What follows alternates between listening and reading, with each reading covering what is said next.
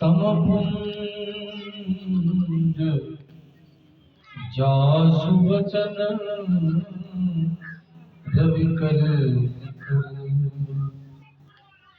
धन्य धन्य सद्गुरु सुखद महिमा कही न जाय। जो कुछ कहूँ तुम्हारी कृपा मोते कछु न बसा।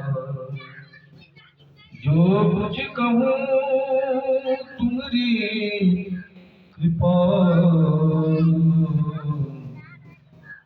मोते कछु न बसा।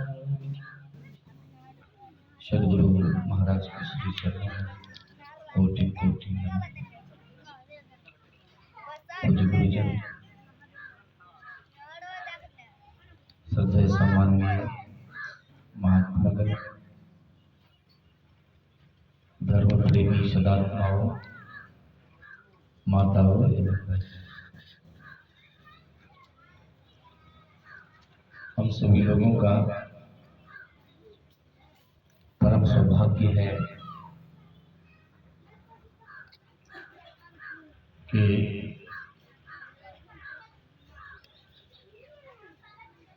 ये जिंदगी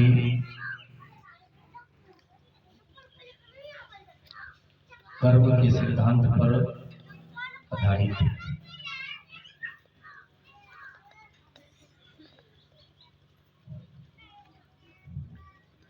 कर्म एक ऐसी चीज है, कर्म होता कैसे है और कर्म क्या है? मन और इंद्रियों के संयोग से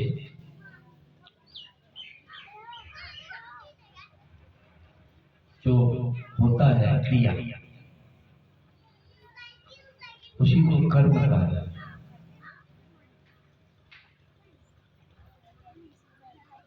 सबसे पहले कर्म करने का भाव मन में पैदा होता है।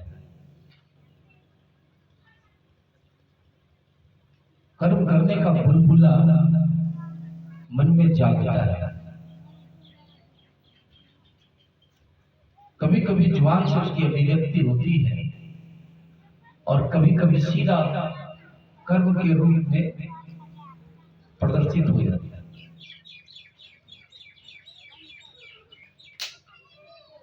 तो कर्म मन से जो हम चिंतन करते हैं, जो सोचते हैं, वह भी संतों ने कर्म माना है। मन के अंदर उठने वाले जो विचार हैं, वह भी अपने आप में कर्म है। इसलिए मन, वचन और कर्म, जो अभिव्यक्ति आप देखते हैं इंद्रियों के द्वारा, हाथ पैर मुंह गुदाली,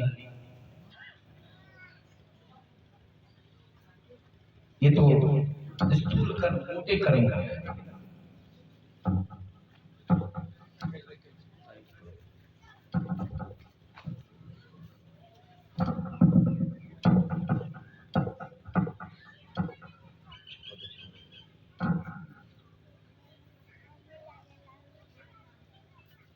और मोटे कर्म के पहले चिंतन का सूक्ष्म कर्म हमारे मन में प्रस्फुटित होता है और इसका प्रमाण मन में सोचे गए विचार से जो कर्म बने, उस कर्म का भी प्रतिफल भोगना पड़ा।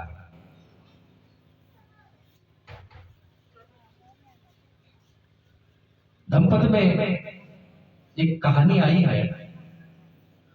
एक सेठ पुत्र कहीं जा रहा था। एक सरोवर में भिक्षु स्नान कर रहा था, जो अत्यंत ही सुंदर था। उस भिक्षु को देख के सेठ पुत्र के मन में विचार आया मेरी पत्नी भी ऐसी ही सुंदर होती, या फिर यही मेरी पत्नी होती तो कितना अच्छा होता। इतना सोचना था, सिर्फ सोचा ही तो था, इतना सोचना था कि वह पुरुष से स्त्री बनी। जब घर में थे, उसकी शादी हुई थी, उसके 2 बच्चे थे, और जब पुरुष से स्त्री बन गया तो लज्जा बस वो घर वापस नहीं गया, किसी दूसरे देश में गया, वहां पर भी उसकी शादी हुई, उसके 2 बच्चे हुए। उसके दोस्त को, उसके साथी को पता चला कि ऐसी ऐसी घटना हो गई, तो उसे ला के भगवान उस भिक्षु के समक्ष क्षमादान करवाया और फिर स्त्री से वो पुरुष बन गया।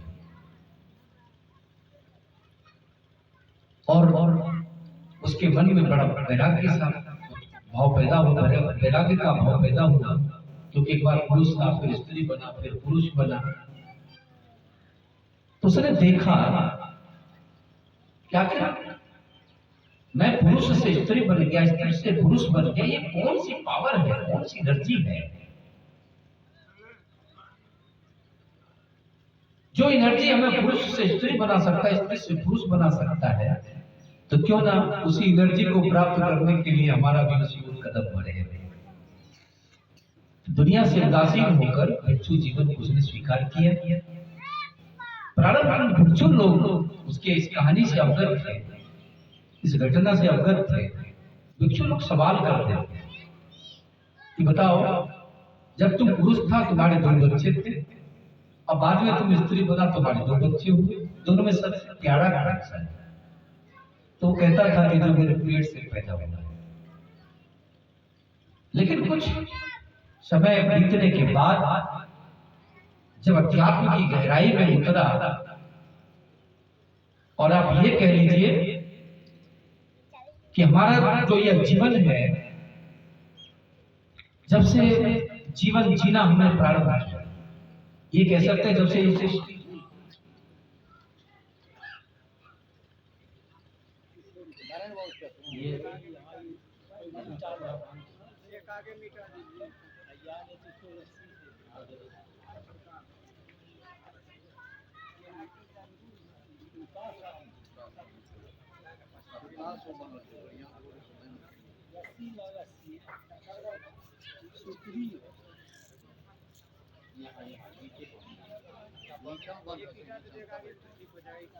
ये जो फिसलने वाला,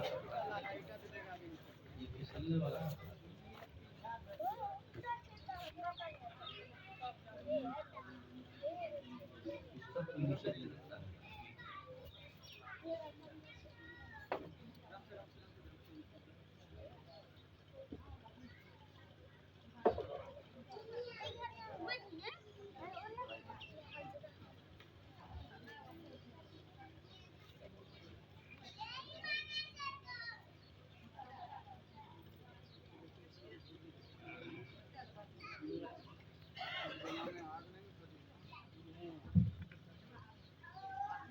आप लोग शांत हो जाए, समय बहुमूल्य है। तो जब वास्तव में सदियों से जब से ये सृष्टि प्रारंभ हुई है, तभी से कुछ न कुछ हमने चिंतन किया है, कुछ न कुछ ऐसे कर्म बने हैं, तो तब से अब तक जो कर्म बने हैं उसको संचित कर्म कहा जाता है। और उसी संचित कर्म के आधार पर ये जो जीवन चक्र चल रहा है, क्योंकि जब तक वो कर्मों का बैलेंस हमारा रहेगा तब तक ये जीवन चक्र चलता है।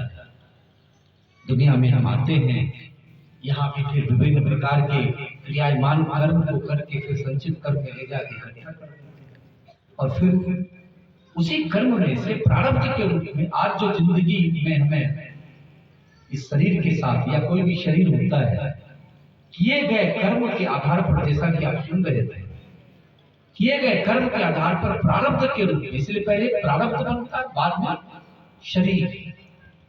इसीलिए कबीर ने कहा है कि सुख संपत्ति सब साज पर आई, लिख तेरे साथ बैठाई। आपके उन्हीं का परमात्मा अपने तरफ से कुछ नहीं देते, उन्होंने तो सिर्फ कर्म के सिद्धांत को लागू कर दिया।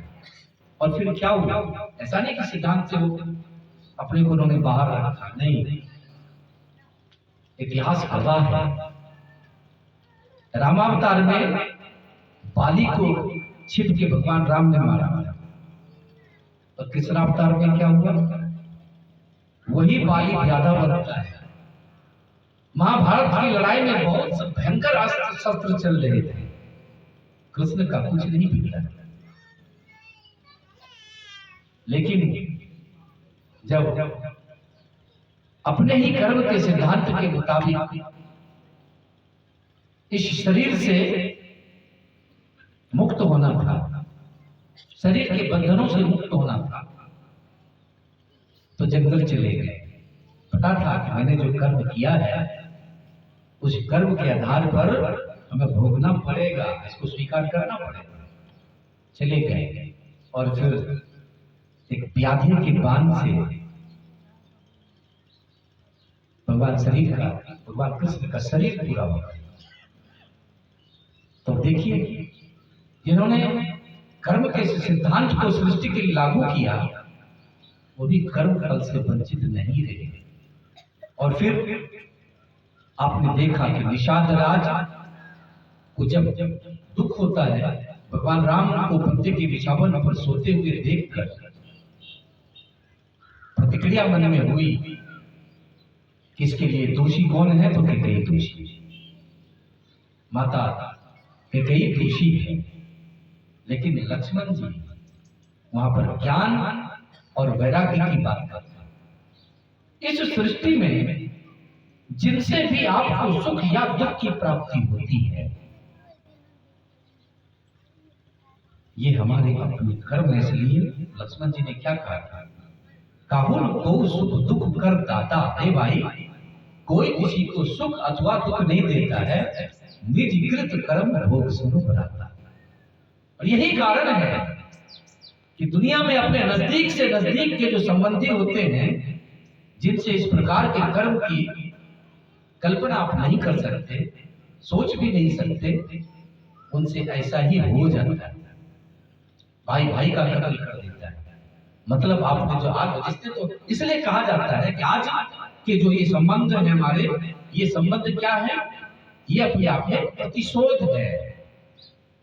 दुनिया में जितने जीव आते हैं उन्हीं कर्मों से प्रेरित होकर आते हैं, और उसी प्रतिशोध के तहत आप अपने स्वजन के बीच में रहते भी इसी प्रकार की क्रिया और प्रतिक्रिया के साथ आपका जीवन आगे बढ़ता है। और कभी कभी अपने ही लोगों से इन्हीं कर्म के सिद्धांतों के आधार पर आपको भयंकर परिणाम भोगने पड़ते हैं उन्हीं स्वजन से। तो कर्म जो आपने सुना कि सबसे पहले उसके बुलबुले कहाँ उठते हैं? मन के अंदर। कर्मों का मूल कारण सबसे पहले मन में प्रारंभ होता है, और फिर नाना प्रकार के कर्मों के बंधनों में। इसलिए उपनिषद कहता है कि भोग की इच्छा रखना बंधन, और भोग की इच्छाओं का परित्याग मुक्ति कहलाता है। नाना प्रकार के कर्मों के बंधनों में जो हम बंध रहे हैं, ये बंधन को बंधने का जो मूल कारण है वो मन में ही है। संसार के विषयों को भोगने की जो इच्छा मन में जागृत होती है, और इन्हीं इच्छाओं के कारण जो विभिन्न प्रकार के कर्म बनते हैं, वही हमारे लिए बंधन बन जाता है। हम उस बंधन से आगे नहीं निकल सकते। इसलिए कभी कभी जुबान से उसकी अभिव्यक्ति होती है, फलाने को मार दो। अब देखिए, आपको ज्ञान संकलनी तंत्र में जो अष्टघातक माने गए हैं, अष्टघातक में आज्ञा प्रदान करने वाला भी एक कर्म है, और अष्टघातक में वो भी बराबर का दोषी है जिसने आज्ञा प्रदान किया कि जीव को काटो। काटने वाला, पकाने वाला, खाने वाला, खिलाने वाला, पालने वाले को भी उसमें दिखाया गया कि वो भी उस कर्म से बच नहीं सकते, उसे भी भोगना पड़ता। तो इस प्रकार से हम अपने लिए कर्मों का जाल बनाया। और जब भगवान बुद्ध ने कहा मूर्ख, कर्म करते समय, पाप करते समय तो उसे मधु के समान मीठा लगता है, लेकिन जब उसका परिणाम आता है तो दोषारोपण करता है दूसरों के ऊपर। फलाने ने ऐसा किया, जैसा कि निषादराज ने दोषारोपण किया था।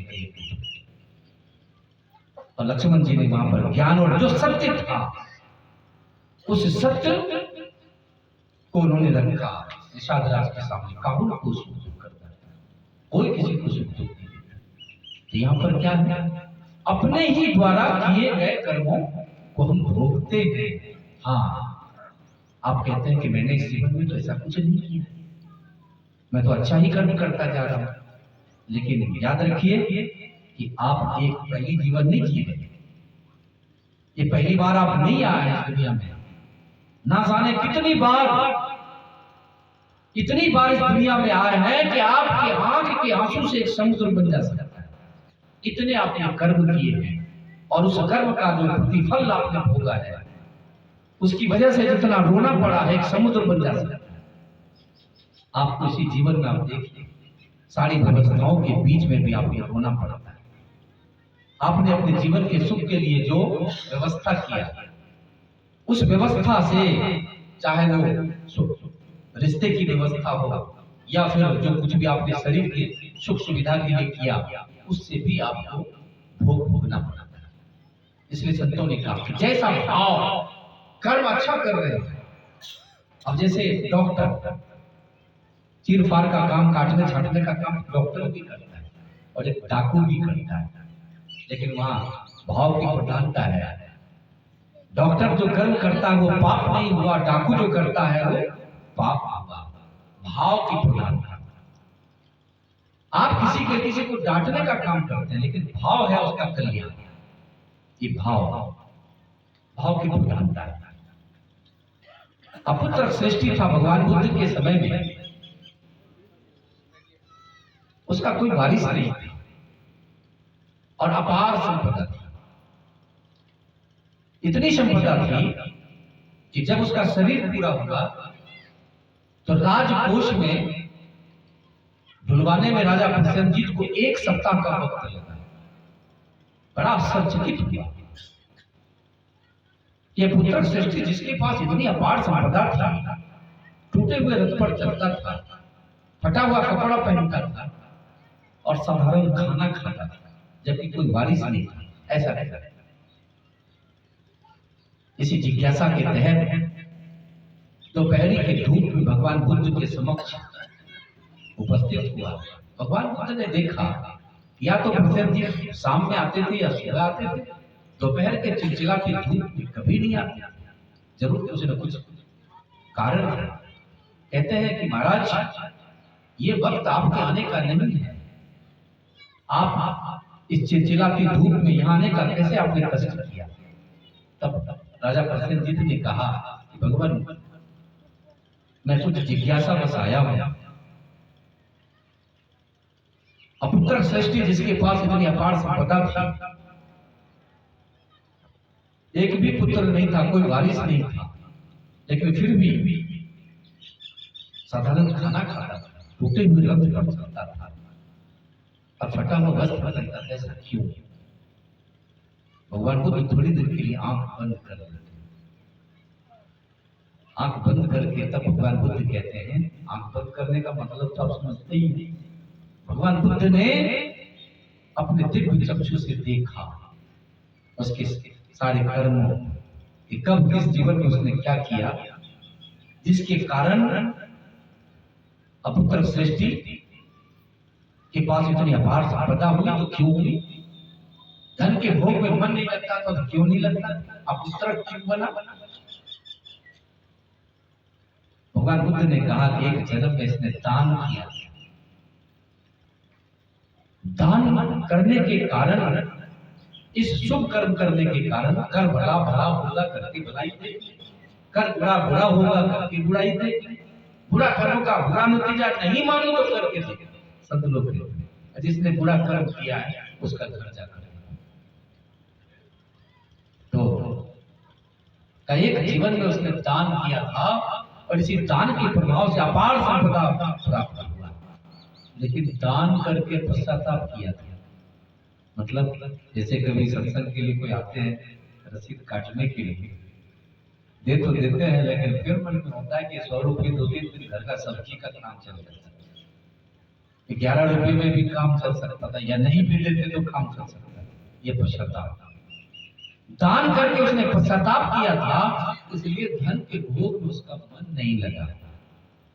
दान किया था, उसके फलस्वरूप अपार संपदा प्राप्त, लेकिन दान करके पश्चाताप किया था, इसलिए धन के मन में भोग में उसका मन नहीं लगा। और एक जीवन में उसने क्या किया था, धन के लालच में अपने भतीजे को मरवा दिया, इसलिए अपुत्रक बना। यहाँ क्या पुत्रक बना भगवान बुद्ध ने। अब देखिए 3 प्रकार के कर्मों से प्रेरित उसका जीवन था और तीनों प्रकार के कर्म उसके जीवन में आए। संत लोग कहते हैं कि इस प्रकार से जो तुम्हारे पास में कर्मों का बैलेंस है, सदियों से जो आपने बहुत प्रकार के कर्म किया है, और आप एक चीज जान लीजिए, ईश्वर की कृपा है, हमने ऐसे ऐसे कर्मों को अंजाम दिया है, इस जीवन में दुख ही दुख होना चाहिए। इतने खतरनाक सब कर्मों को अंजाम दिया, अनगिनत जीवन जिया है, लेकिन ईश्वर की कृपा से थोड़ा थोड़ा करके बीच बीच में आप कर्मों की उस भोग को भुगा के ये थोड़ा थोड़ा एहसास आपको करवा देते हैं कि आप गलत कर्मों की तरफ प्रवृत्त ना हो, ना करें। इसलिए संत लोग ये कहते हैं कि जब तक वो कर्मों का बैलेंस संचित कर्म रहेगा तब तक ये चलता रहेगा। लेकिन संतों ने कहा कि एक विकर्म कर्म, कर्म जो तुमने किया, कर्म के तमाम प्रकार के बंधनों से बाहर निकलने के लिए एक विकर्म करो, विशेष प्रकार का कर्म करो। और विशेष प्रकार का कर्म क्या है, उसकी व्यवस्था भी परमात्मा ने आपके जीवन में किया है। सबको जला के खाक कर दो। अभी सुन रहे थे आप, कर्म धर्म को जला खाक कर देंगे तुमको तार, सबको जला के खाक। मतलब ये कि जितने भी प्रकार के कर्म आपसे बने हैं सबको डिलीट कर दीजिए।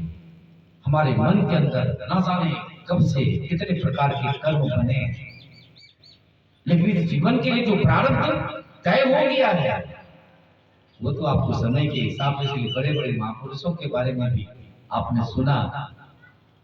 शंकराचार्य जी को बकंदर हो गया, गोस्वामी तुलसीदास जी के बारे में कहा जाता है कुष्ठ हो गया। मतलब हमारे महापुरुष भी इस प्रकार से यद्यपि वो इस प्रकार के कर्म के भोग में कष्ट से मुक्त थे, कष्ट से मुक्त थे, लेकिन कर्म के सिद्धांत को उन्होंने स्वीकार किया, उसे भोगना है। गुरु महाराज जी ने भी स्वीकार किया, जितने महापुरुष हुए सबने स्वीकार किया। तो कहने का मतलब यह है, लेकिन उसको भोग लेते हैं, स्वेच्छा से भोग लेते हैं। लेकिन ये जीवन जो है, संतों ने कहा कि ईश्वर की अतुट कृपा से ये जो जीवन प्राप्त हुआ है, पिछले किए गए तमाम कर्मों से बाहर निकलने का एक सुनहला अवसर है, एक मौका है। आप उससे बाहर निकल जाए। कैसे निकलेंगे, उसकी व्यवस्था परमात्मा ने किया है। और गुरु महाराज जी और ईश्वर की महती कृपा से हम लोगों को वो क्रिया प्राप्त है, दृष्टि योग की क्रिया, जिस क्रिया के माध्यम से आप ब्रह्म अग्नि पैदा करते हो अपने भीतर, ब्रह्म अग्नि। और ये ब्रह्म अग्नि समस्त कर्मों को जला के भस्म कर देता है। लेकिन प्रारब्ध का जो कर्म है, जो इस प्रारब्ध के रूप में आपके जीवन के साथ मिला है, उसको तो आपको भोगना ही पड़ेगा। मौत कल्याण या भगवान बुद्ध का शिष्य था, ध्यान करने की इच्छा से घनघोर जंगल में गया। वहां 500 चोर मिलके उनको पकड़ के पीटना शुरू किया। अनवरत प्राप्त किया हुआ भिक्षु था, पीटना शुरू किया। और मौत कल्याण क्या करते हैं कि अपने शरीर से बाहर निकलकर पेड़ के ऊपर में बैठ गया, वहां से अपने शरीर की सब दुर्दशा देख रहा है, कैसे हड्डियां तोड़ी जा रही है, कैसे मार रहा है, ये सब तमाशा देख रहे हैं। चोर लोग जब ये समझ गए कि अभी मर गया है, उसे छोड़ के चले गए। फिर मौत गलियायन उस शरीर के अंदर प्रवेश किया। प्रवेश करके देखा कि शरीर किसी भी तरह से अब सक्षम नहीं है उठ के चलने में। योग बल से वहां से आकाश मार्ग से भगवान बुद्ध जहां सत्संग कर रहे थे वहां पहुंचते हैं और वहां जाके भगवान बुद्ध से कहते हैं, भगवान अब ये शरीर रखने लायक नहीं है, इसलिए मैं शरीर को छोड़ के जा रहा हूं। वहीं पर शरीर पूरा करके चले गए। भगवान बुद्ध ने दाह संस्कार करवाया। अब भिक्षुओं के मन में सवाल हुआ कि जब अरहत तो प्राप्त किया हुआ भिक्षु था तो फिर ये दुर्दशा क्यों? भगवान बुद्ध से सवाल हुआ। भगवान बुद्ध ने कहा कि एक जीवन में इसने क्या किया था, अपने माँ बाप को ले जाके घनघोर जंगल में छोड़ दिया था, जहाँ हिंसक जानवर ने उसकी हड्डियां तोड़कर उसे खाया था, और इस जीवन के साथ वो प्रारब्ध निर्धारित था, निश्चित था। इसलिए इसके बाद तो इसको जीवन प्राप्त नहीं होना है, लेकिन प्रारब्ध के भोग को भोग के ये शरीर को पूरा करके चला गया। अब देखिए इस जीवन में पता नहीं आपने सुना कि सैकड़ों जन्म के बाद धृतराष्ट्र के ऊपर और भीष्म पितामह कांटों के बाणों की सैया पर है, उसके पीछे भी वही कारण था।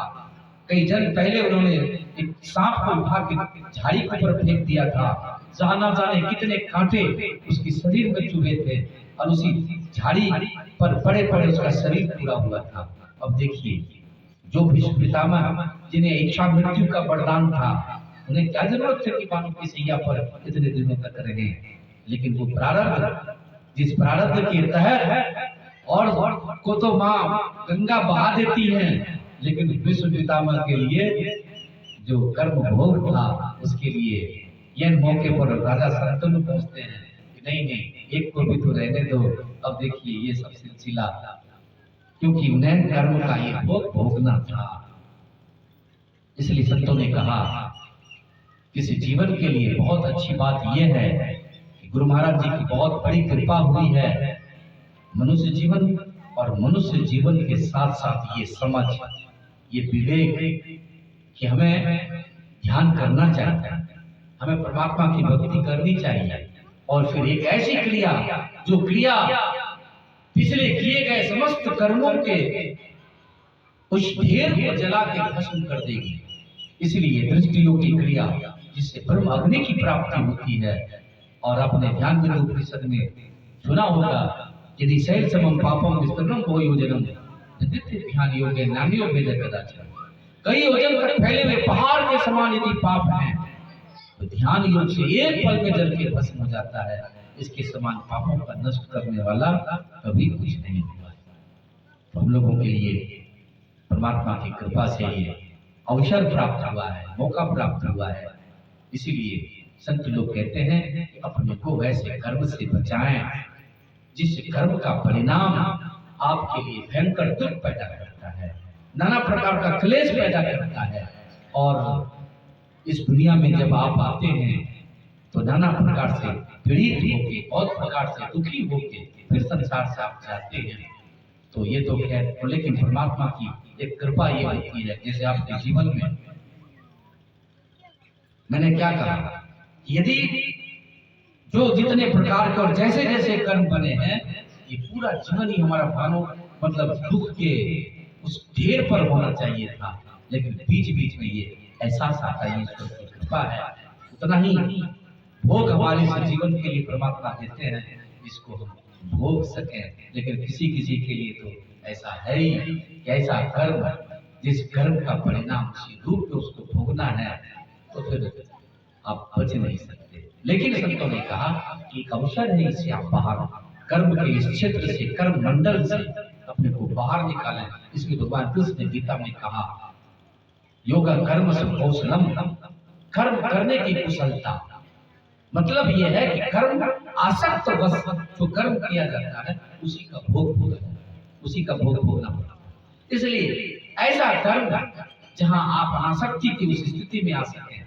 ऐसे कर्म में ध्यान योग का एक विशेष कर्म, और यदि आप इस अवस्था में रह के ऐसा करते हैं तो निश्चित रूप से कर्म के इस भोग से आप अपने को बचा लेंगे और हमेशा के लिए बचा लेंगे। और जितने भी कर्म इस प्रकार के बने हैं जिससे दुख की प्राप्ति होती है, उससे आप साफ बाहर निकल जाएंगे। इसलिए गुरु महाराज जी और तमाम संतों ने जो कहा कि आपका जो ये जीवन है, इसी विशेष प्रकार के कर्म करके और कर्म के तमाम बंधनों से अपने को बाहर निकालने, उस भोग से बाहर निकालने, इसी में मनुष्य जीवन की सफलता और सार्थकता मानी गई है। बोलिए प्रेम से श्री सद्गुरु महाराज की। श्री सद्गुरु महाराज की जय। अभी आप पूज्य स्वामी अनुपानंद जी महाराज से सुन रहे थे